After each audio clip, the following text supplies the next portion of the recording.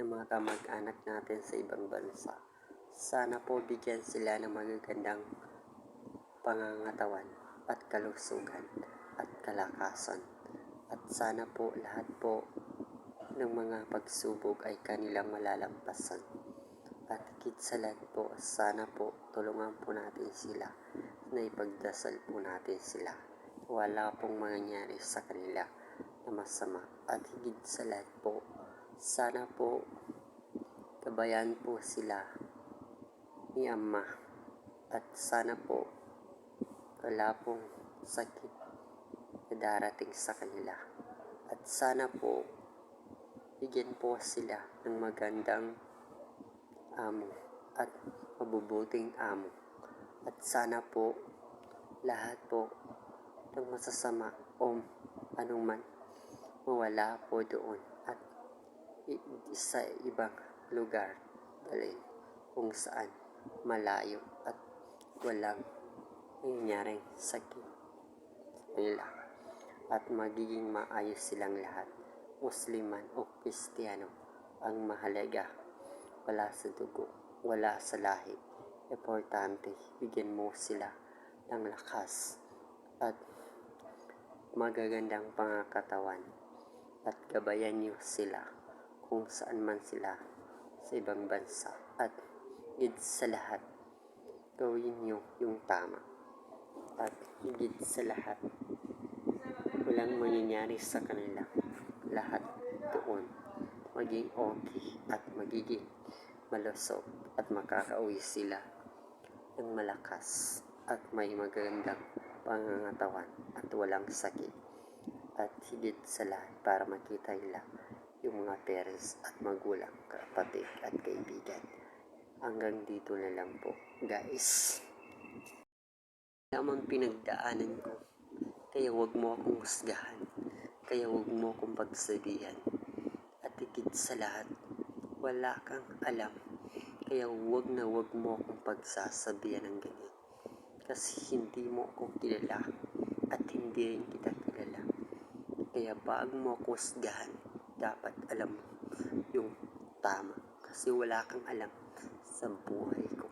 At higit sa lahat, wala kang karapatang husgahan ako kasi hindi kita kilala at walang tayo at hindi kita kaibigan, hindi kita kaano-ano para husgahan mo ako dahil wala kang alam sa nangyayari sa buhay ko.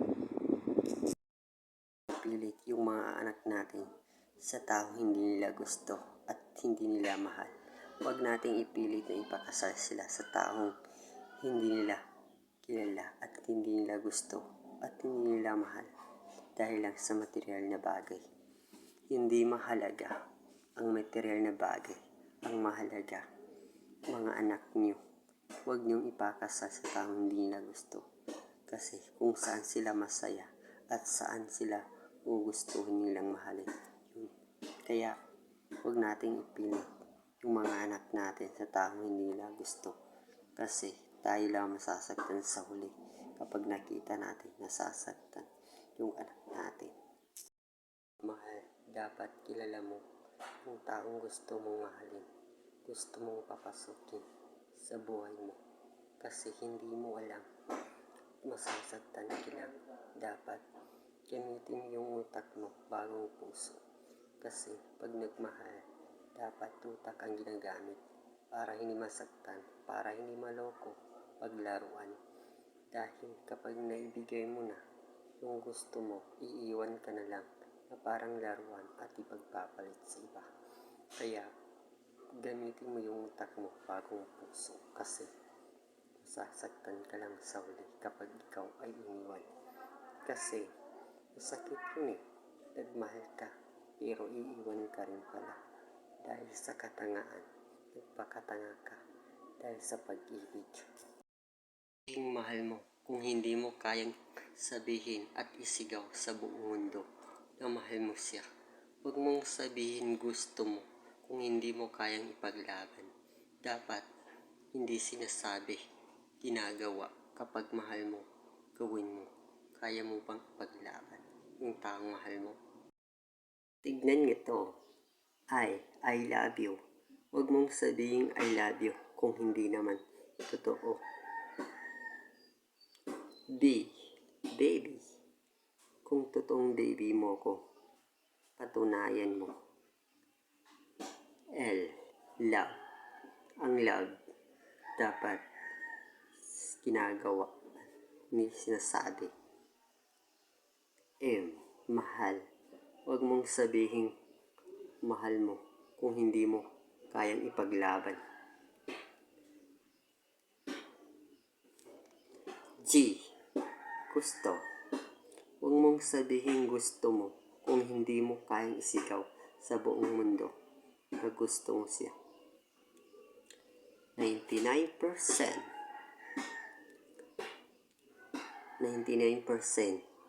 hindi nagsasabi ng totoo sa boyfriend or jowa.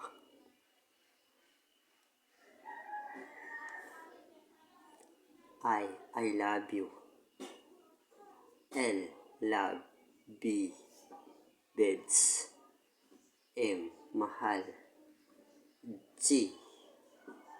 Gusto kita. 99% na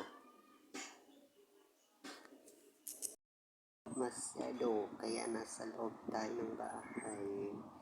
Sobrang init ng panahon. Kaya guys, huwag kayong maligo agad kapag nasa mainit kayo para hindi kayo magkasakit.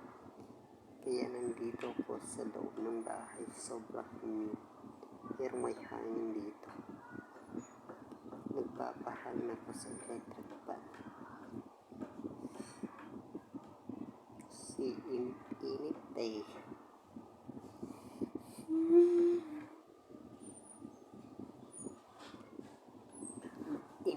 Init.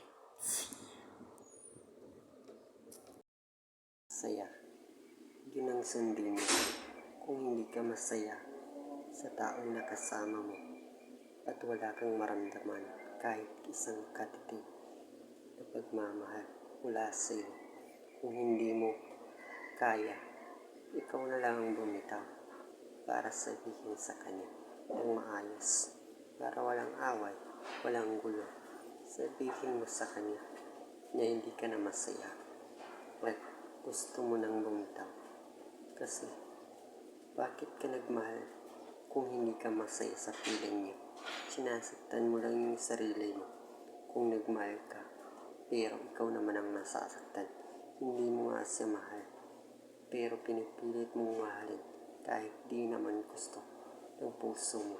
Ikaw lang yung nagmahal kahit hindi ka naman gusto ng taong mahal mo.